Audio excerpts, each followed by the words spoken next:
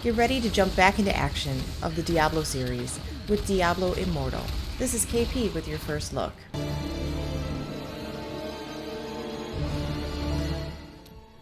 This version of the series is an untold chapter in the Diablo saga, in which the archangel Techyries is presumed dead and mankind is dealing with the aftermath of his actions. There are still fragments of the shattered world stone across the land, and Diablo's minions are hoping to harness that power so the Lord of Terror can return. When you open the game, the first thing you will notice is the game has a mobile look to it. Everything about it screams, we converted the mobile game to PC, right down to how big the buttons are to the placement of the types of attacks on your HUD. There is, just like every game, your tutorial, where you play solo even though the game is portrayed as a multiplayer game. You learn about the different skills, where equipment is in your inventory, and the basics of how to play the game. This is all good and fun, but after completing the first big mission, you come back to town where you meet the blacksmith and Deckard Cain? Wait, Deckard Cain is alive? Didn't he die in 3? I remember distinctly the scene. Uncle, you can't die. Nothing can stop that now. But there is one last thing I must do. The sword must be made whole.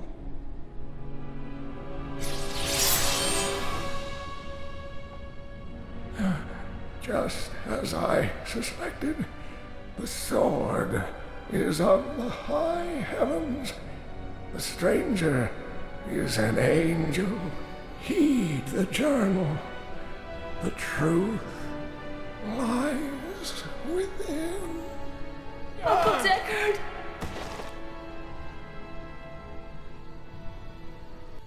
And we even held a burial ritual.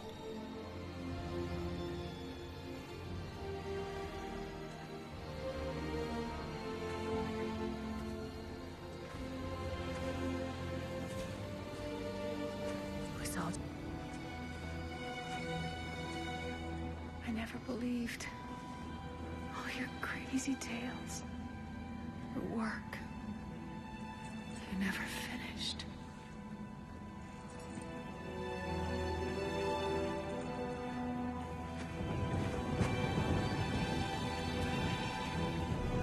I will finish it, Uncle. I will carry on for you.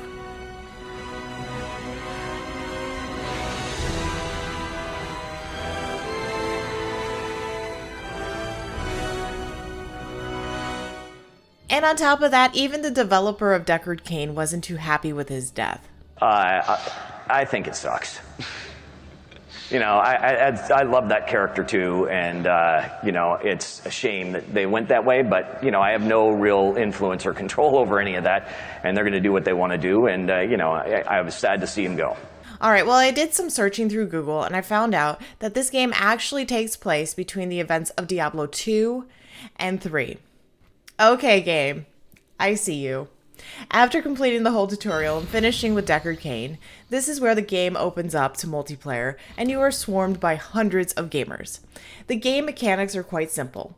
You have your set of attacks on the bottom right-hand side, and you can move either by using WASD or clicking with your mouse.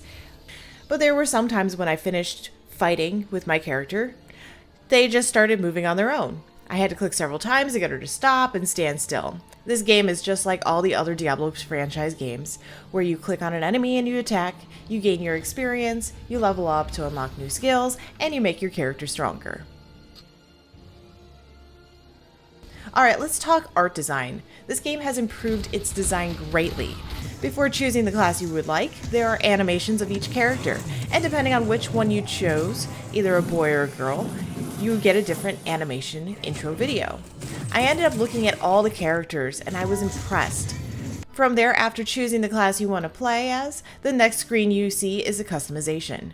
This is the first Diablo game I have played where you have customization rights. You can choose everything from the width of your nose to the color of your skin and hair. The game does give you 3 base models to tweak, which I thought was helpful. Now let's look closer at the game design itself. The enemies are more updated, and yes, they are more updated. Even the spiders. I ran into a lot of spiders.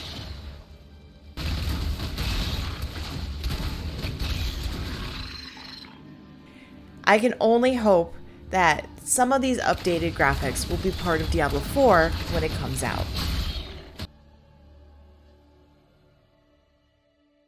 Now, the soundtrack isn't any different than any other Diablo game. You know you're playing a Diablo game when you hear this type of music.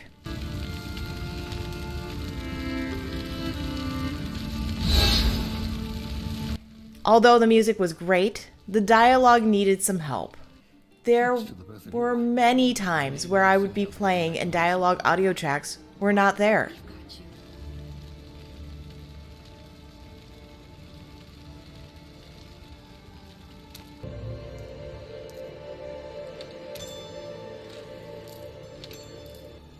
Either someone forgot to install those lines, or the game had the case of the "where's the missing audio files?" Hopefully that bug will be fixed in the near future. While I haven't gotten to the end of the game just yet, this game still has some issues it needs to work out. The audio problems with the dialogue, the random non-stop moving of your character after defeating a bunch of enemies, and not being able to join your friends in a party.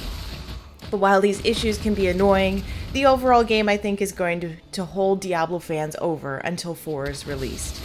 I think we are also getting a little bit of a window into where the developers want to go with the next series of the saga.